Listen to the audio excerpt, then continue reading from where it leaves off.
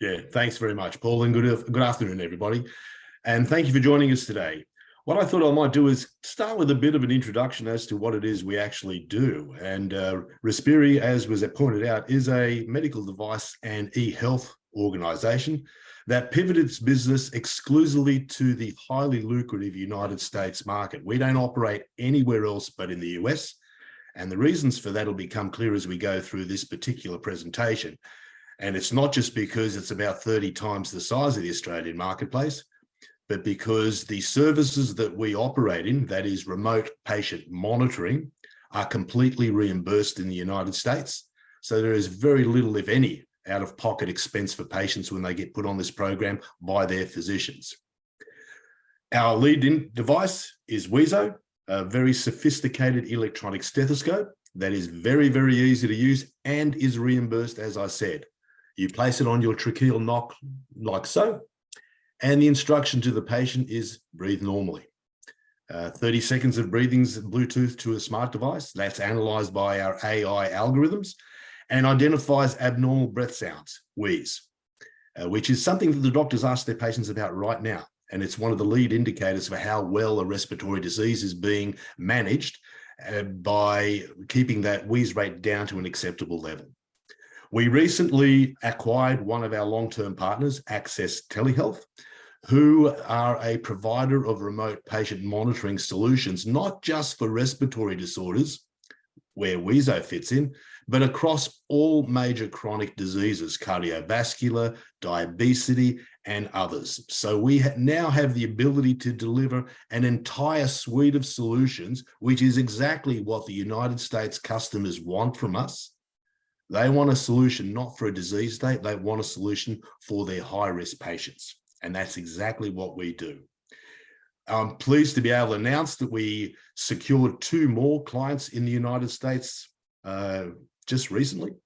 And that's going to lead to about $500,000 in recurring revenues, US dollars, of course, to our bottom line as we move forward. So it's a very exciting time for us.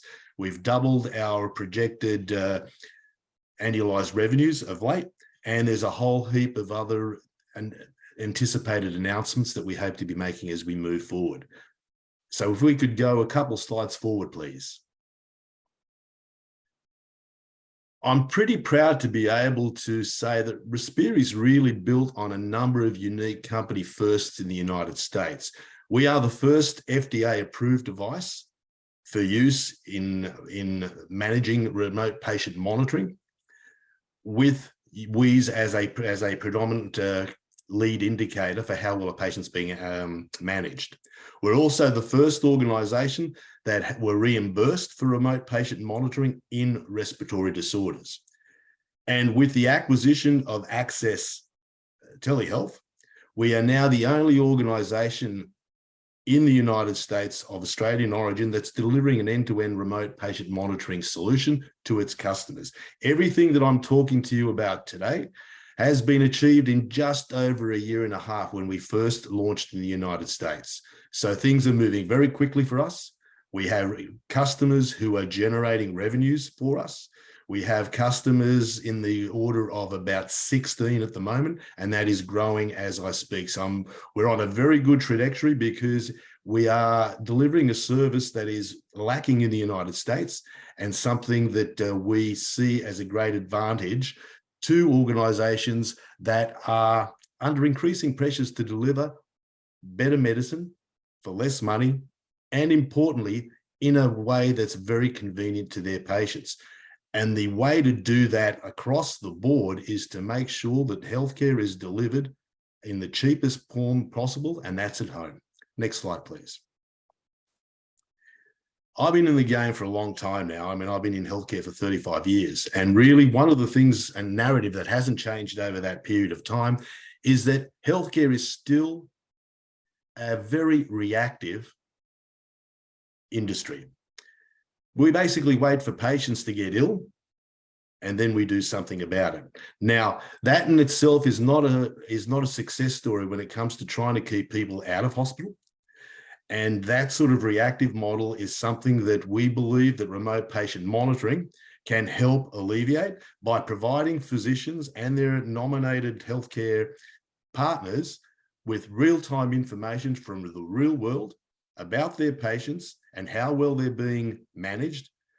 And importantly, by exception only, identifying those patients whose conditions are deteriorating, and to be in a position to do something about that deterioration before there is a problem. Readmission rates are a big issue in the United States, and hospitals in the United States, over 60% of these hospitals today are being fined by the Centers of Medicare and Medicaid Services, and these fines are quite significant.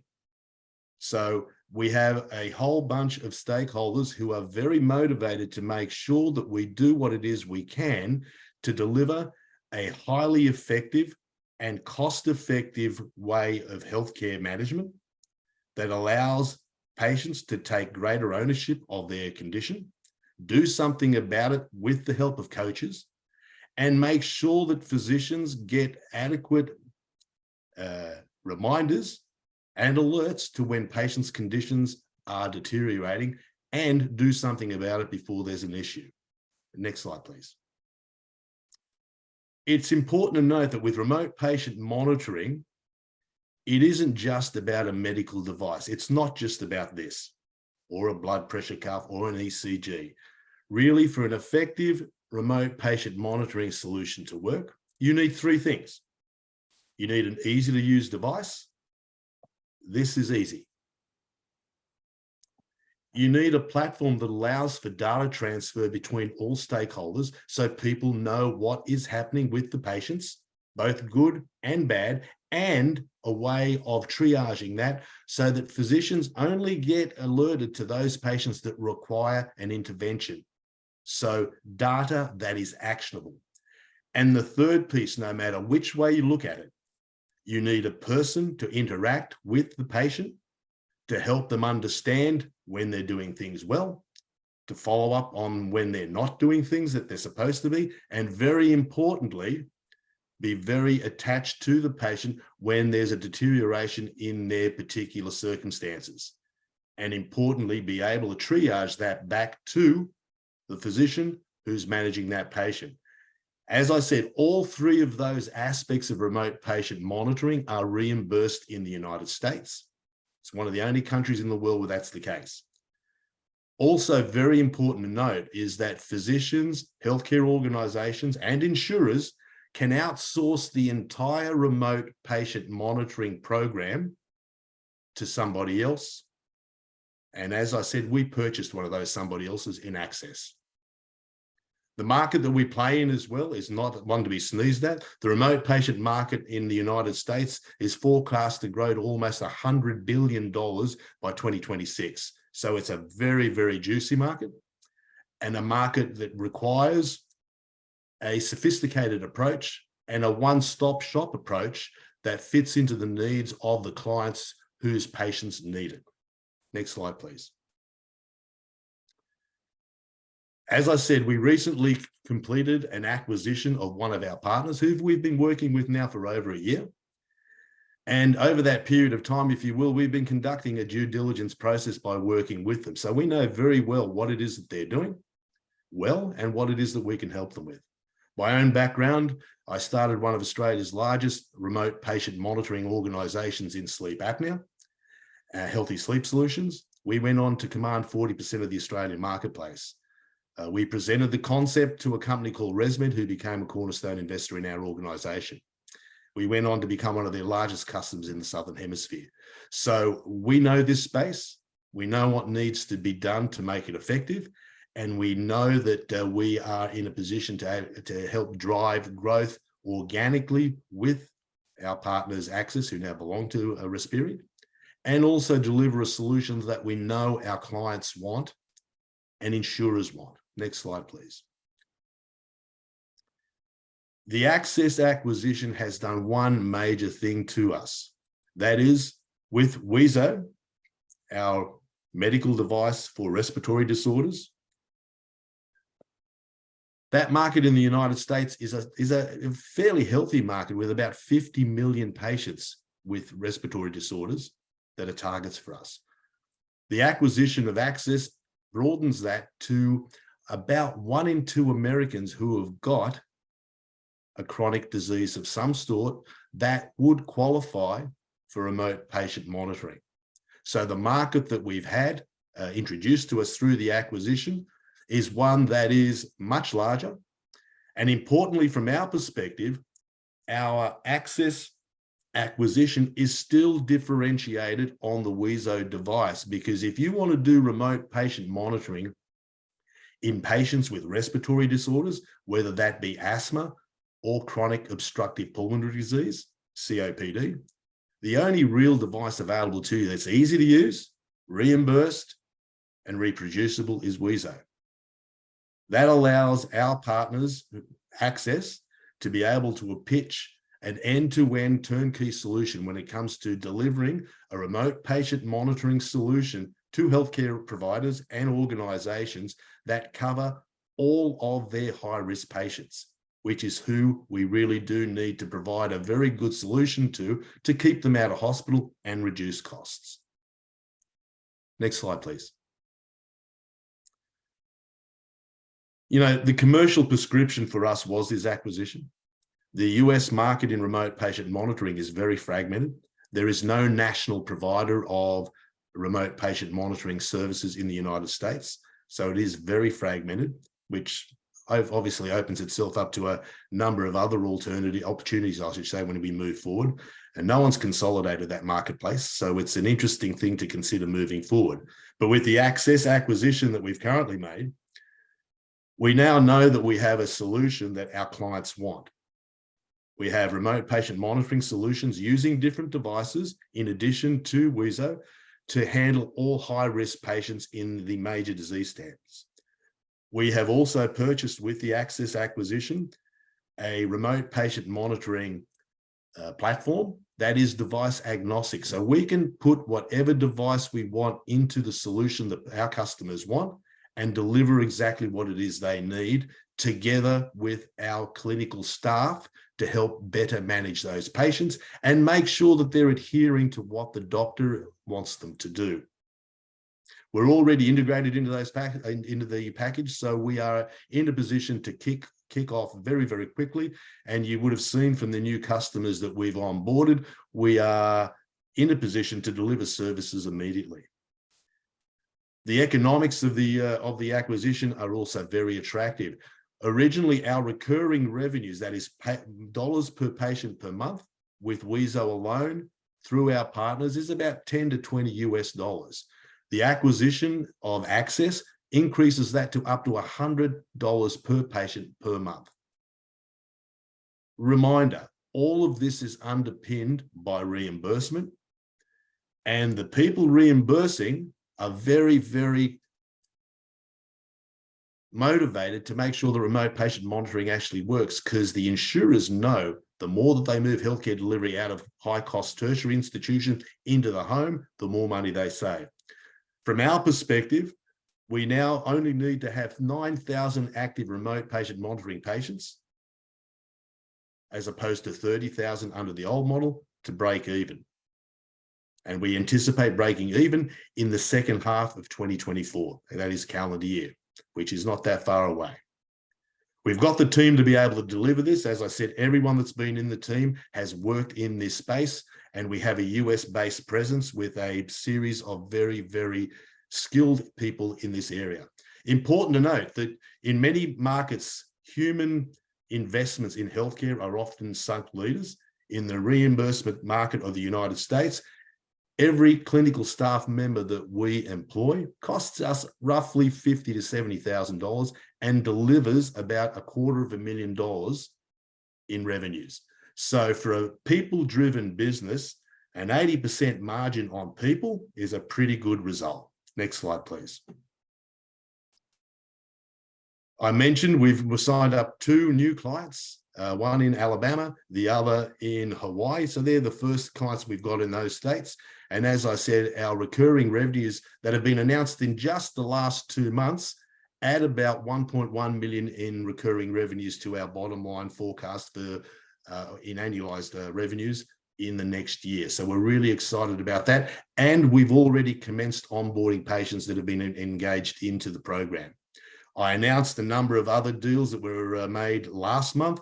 So the total there, as I said, is about 1.1 million in new recurring revenues on top of what it is that we're already generating ourselves and also through the acquisition of Access.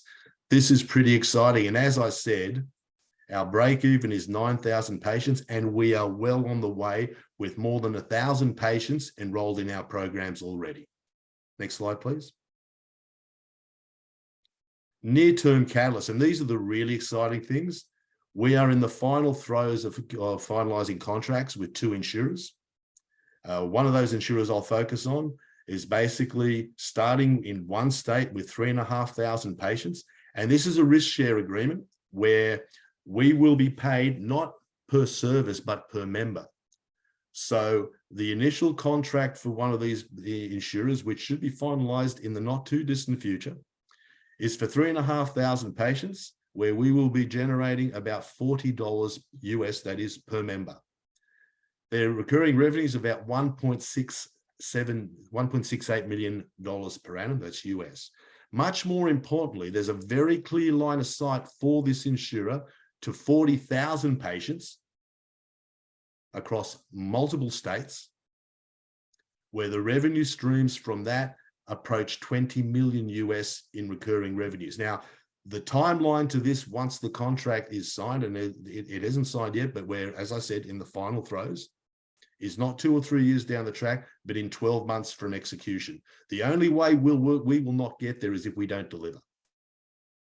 So this is a really exciting transformational contract for us that I hope to be announcing in the not too distant future.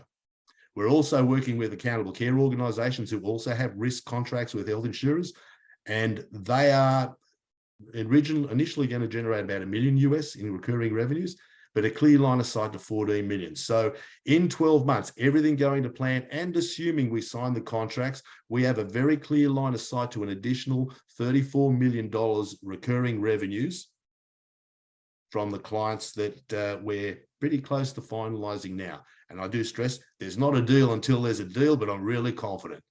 Next slide, please. There's a whole heap of announcements that we're very pleased to be able to say we anticipate making over the next quarter. So before the end of the year, there are quite a number there, which I'll let you read. I've spoken to the real critical ones of late, but there is a lot happening with the organization. And, you know, we will be, everything going to plan, announcing recurring revenues of up to 5 million US by the end of this year. And finally, next slide, sorry. The business that we launched in the United States is not the business that it is today. It was always part of our plan to end up where we are today, but we were always going to use this little fella to get us there. A point of differentiation, a device that nobody else has got, FDA approved, well accepted by the respiratory community in the United States, and still a point of differentiation even with the Access acquisition. We go from delivering RPM, remote patient monitoring, in lungs only, to all major disease states, which is what our clients want. So with that, thank you very much, and I'll hand over to you, Paul, for any questions people may have. Thanks, Marjan. A fascinating presentation, and clearly been a busy time for you as of late. So let's just first question is just remind us, what's the status of the Access acquisition, the integration? How's that going?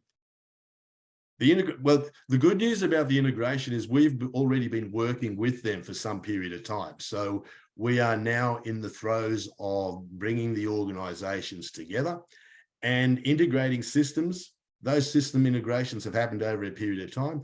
Like anything, I've been through a few of these things in my life. Some things work well, other things don't quite go to plan. But the good news is, and I think testament to this are the new deals that we've signed. None of these deals, the 5 deals that I've just announced, would have been signed without Access and us working together. So even though I wish I could say it's humming along beautifully well without any problems whatsoever, what I can say, it's humming along well enough for us to be able to provide our clients with a sense of comfort that we'll be able to deliver what it is we've promised to deliver. So there are still some teething problems, I'll be honest, but the major issues around integration have been overcome. And now it's about that old cliche, Paul, you know, forming, storming, norming, performing. Well, let's just say our job today is to minimize the storming phase and get into that norming phase as fast as we possibly can. So, but no red flags. That's good to hear. And you talked about this, and based on your recent announcements, the acquisition is already delivering new business in the remote patient monitoring segment. Yes. What additional opportunities can you see Access delivering for you? Well, one of the reasons that we're at a table with two significant national insurers in the United States is because of the one-stop shop that our Access acquisition provides us with.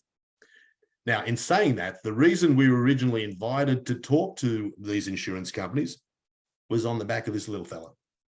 They didn't have a solution that was adequate for respiratory patients. And when Access and us went and pitched the deal to the insurers, they found it very attractive that we could provide a remote patient monitoring solution across all major disease states. And no matter which way you cut it, no matter how much I love this thing, the wheeze device is my baby. Unless you can handle cardiovascular risk as part and parcel of a risk share arrangement for remote patient monitoring, you can't get to the table. That is something that Access has brought to us. And the devices that we need to do that are commoditized. They're freely available, but it's not the device, as I said, Paul, that is the secret sauce. Our ability to engage client, engage customer, keep them compliant, keep them persistent, and importantly, escalate when there's an issue to the doctor is our secret sauce. And that's really important. Last thing a doctor wants is this thing going ding, ding, ding, ding, ding, ding, ding, because they will tell you, you know what they'll tell you. So I think that was a long-winded way of saying that's the value proposition that Access brings to us. Gotcha. And there's a question here, I'm not sure you can disclose it, but what is the gross profit margin that Respiri expects to receive per patient that enrolls in your RPM programs? I've sort of given you a bit of a feel for where we're at with regards to what it is that the human component of delivery is. The SaaS component and device components are let's face it, they're all almost essentially all gross margin. The people component is around 80%. So the gross margins of our business, even with the people involved, will be very, very attractive. And that's all built on the back of reimbursement. And you've got to love the Americans. They'll put their money where their mouth is. They understand the value of preventative medicine, and they understand the value that remote patient monitoring plays in that. And they're prepared to reward doctors for doing it. And let's just say if we help the doctors do it, we get a bit of a reward as well. So I hope that's about as much of a detail as I can give you. That's good. Just to close up, look, you said at the beginning that you're 100% at the moment focused in the US. But once you've got a stronghold in the US, are there any other countries that you would target post that, the next move, so to speak? Yeah, look. The United States is huge. It's a behemoth. And I really can't afford to take my eye off the ball because I wish I had the resource, the cash, and everything else to do it everywhere, right? But we're steadfastly focused on the US. The other obvious markets for us are the reimbursed markets in Europe and the UK. And part and parcel of my job is to make sure that I'm looking for cost-effective ways of being able to enter those marketplaces whilst ring-fencing all of that from the United States and the team delivering there. So our next targets really are those markets where remote patient monitoring is reimbursed. UK, Germany, France are the big three. Lots still to learn there. I have had the pleasure of working in that part of the world, so I know a little bit about that space. But the challenge for me is to find a partner that we can do work with over there and ring fencing that from the United States. Look, Marjan, it's been an absolute pleasure having you on today. Just conscious of time. There are some other questions. If you could answer those once you go offline, that'd be fantastic. But thanks for presenting. We'll keep a close eye on the story and we'll get you back on towards the end of the year. Many thanks. Thanks, mate.